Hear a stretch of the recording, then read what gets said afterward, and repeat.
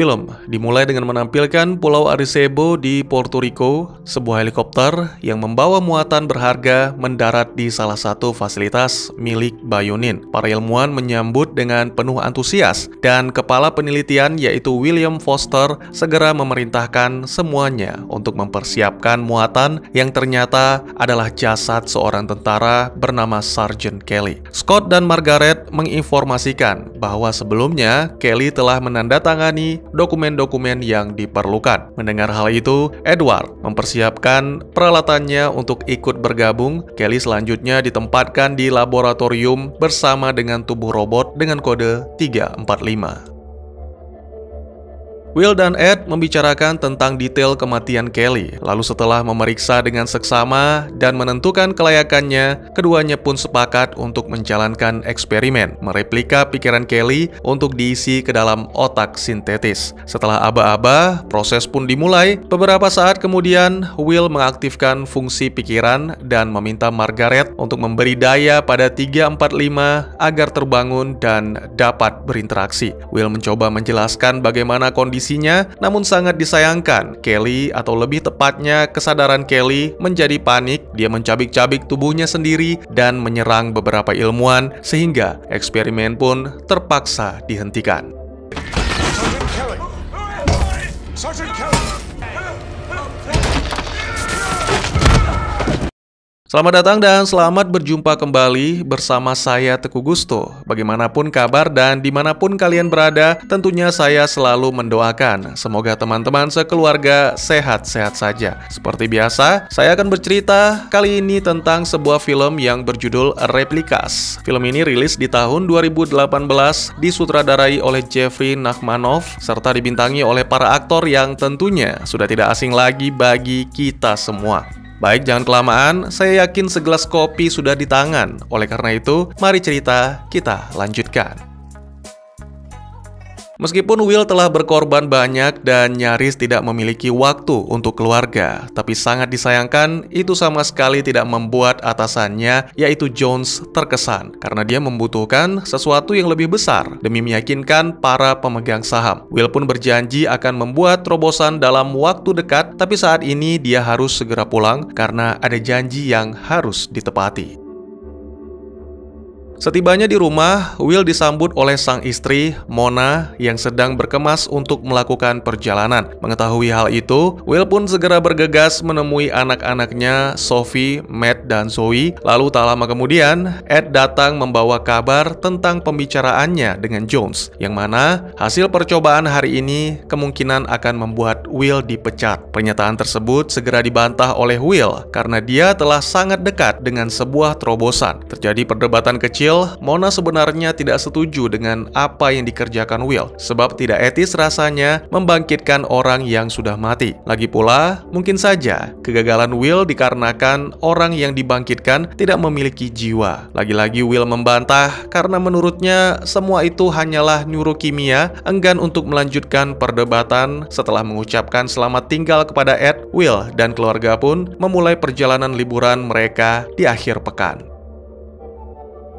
Hujan deras yang melanda membuat jalanan hampir tak terlihat. Bahkan pada suatu momen ketika sedang asik bercanda, mobil mereka nyaris menabrak truk. Semuanya pun mencoba untuk menenangkan diri sampai akhirnya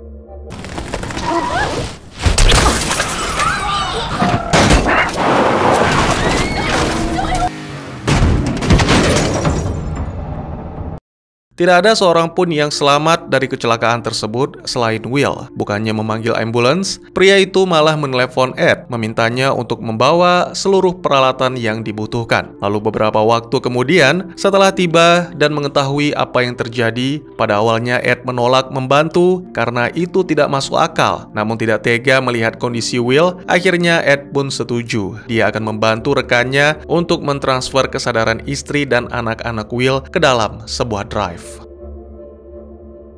Setibanya di fasilitas, terungkap bahwa Ed adalah seorang ilmuwan yang telah berhasil mengkloning beberapa hewan. Dia menegaskan bahwa mengkloning manusia sangatlah beresiko. Oleh karena itu, Ed meminta Will bersiap untuk menghentikan prosesnya jika memang terjadi kesalahan. Will tidak menjawab, tapi tetap ingin melanjutkan rencananya. Ed pun menjelaskan tentang proses dan tabung atau wadah yang akan digunakan untuk menciptakan klon, serta meminta Will segera menyempurnakan mengkopi pikiran, atau di sini disebut imprinting.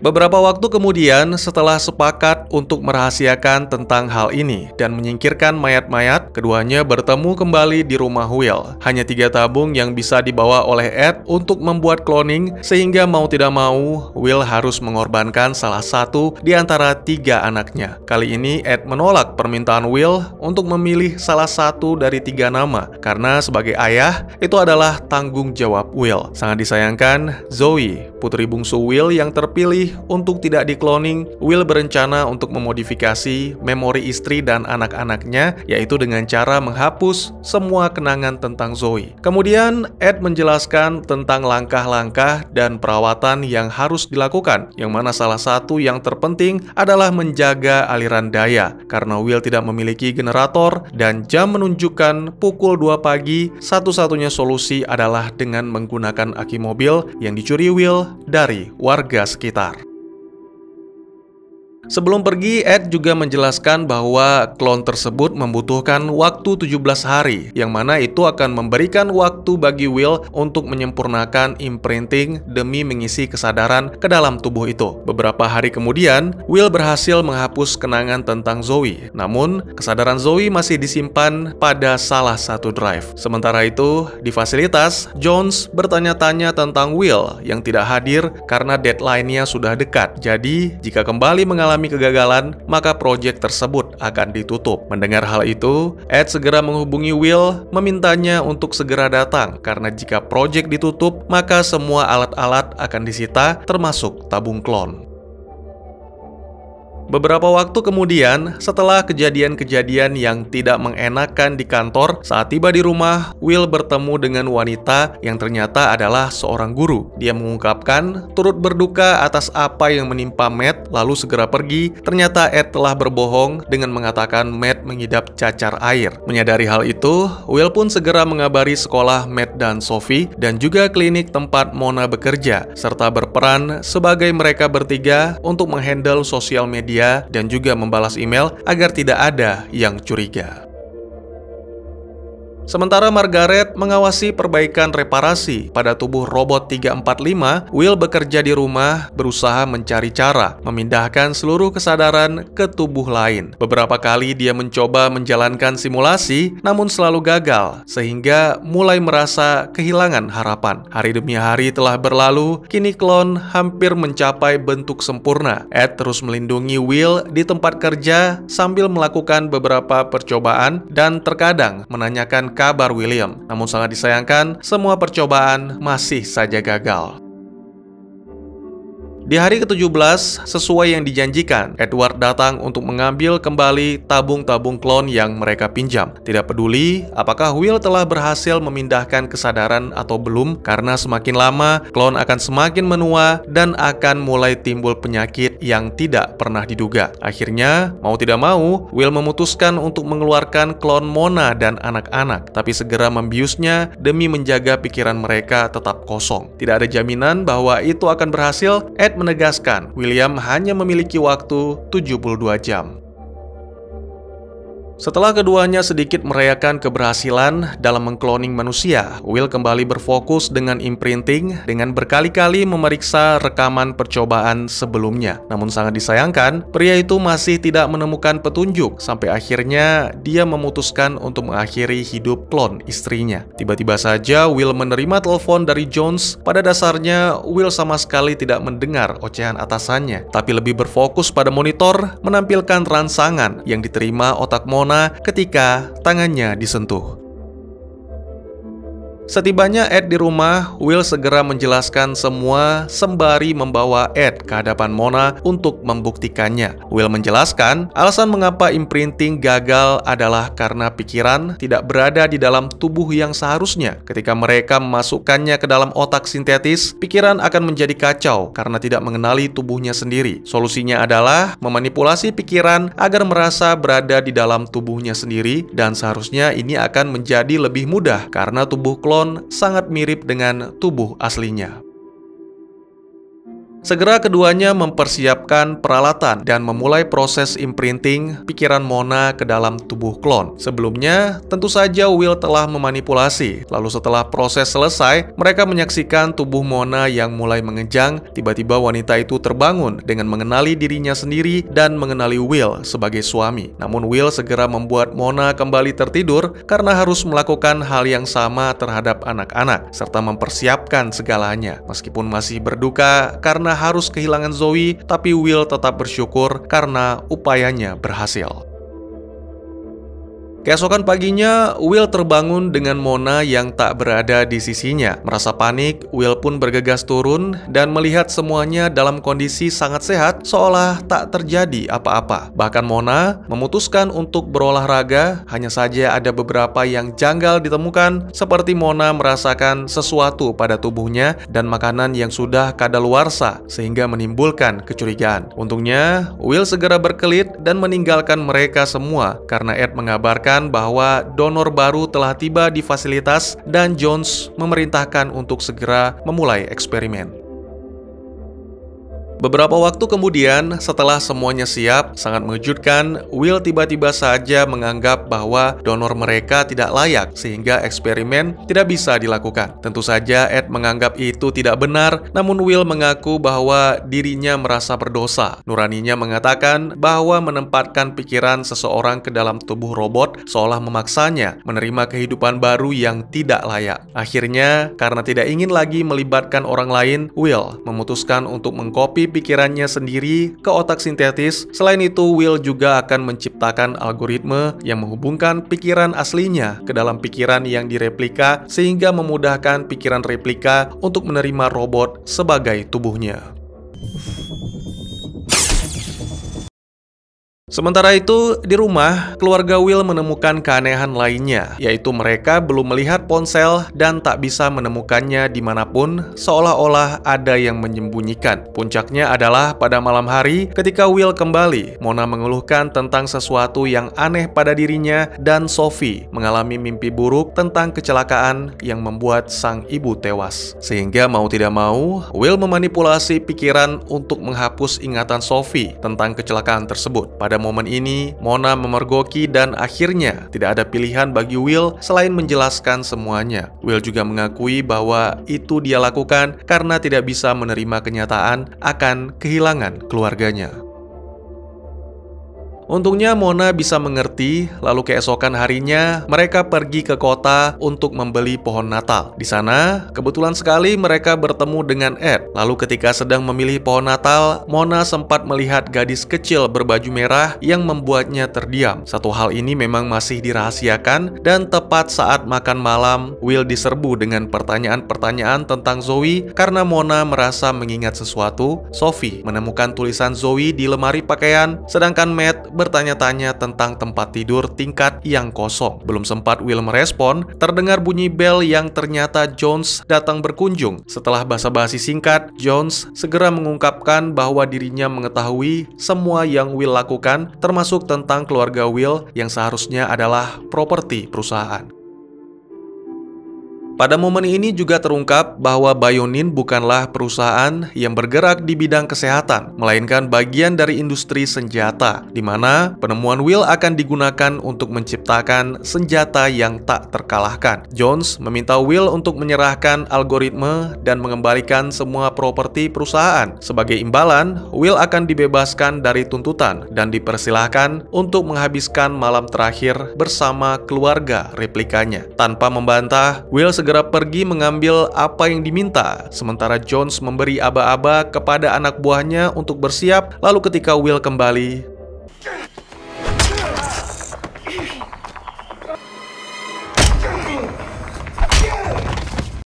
Sembari menghancurkan drive berisi algoritma, Will menjelaskan tentang Zoe dan tentang Bayonin kepada Mona, serta meminta semuanya bersiap karena mereka harus melarikan diri. Lagi-lagi, untungnya semua bisa mengerti, tak sulit bagi mereka untuk menyelinap keluar dan langsung tancap gas. Namun masalah belum selesai sampai di situ karena Bayonin memiliki kebiasaan menanam nanochip pada setiap propertinya, termasuk di dalam tubuh replika Mona dan anak-anak. Satu-satunya cara adalah mengeluarkan chip itu yang mana tidak mungkin dilakukan. Namun Mona tidak sependapat. Setelah adegan yang sangat menegangkan, Mona memaksa Will untuk lebih dulu menuju ke klinik sebelum melanjutkan pelarian. Tak lama kemudian, setibanya mereka di sana, di salah satu ruangan, Mona menggunakan defibrilator untuk menghancurkan alat pelacak di dalam tubuh Sophie, Matt, dan yang terakhir, di dalam tubuhnya sendiri. Ketika anak buah Jones datang, keluarga Will sudah pergi meninggalkan klinik. Mereka segera menuju ke kapal Ed di dermaga, dan beberapa waktu kemudian, setibanya di sana, sangat disayangkan, Will tidak menemukan kunci kapalnya, sementara di luar, anak buah Jones menangkap Mona dan anak-anak seolah rencana Will sudah diketahui. Terungkap bahwa Ed lah yang membocorkan rencana tersebut serta mengambil kunci kapalnya. Pria itu mengungkapkan bahwa dirinya terpaksa menuruti dan seharusnya Will juga melakukan hal yang sama agar semuanya menjadi mudah. Lalu beberapa waktu kemudian, Will pun tiba di fasilitas. Dia mencoba bernegosiasi, namun Jones menolak dan mengancam tidak akan ragu-ragu untuk menghabisi dimulai dari Ed. Jones, wait!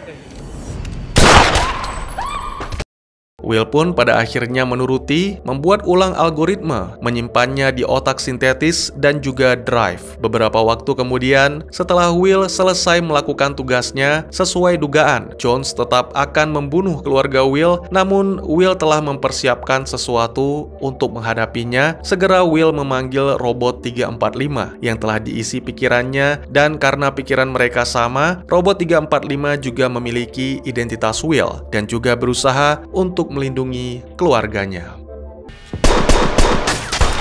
The kid! Let's get the kid!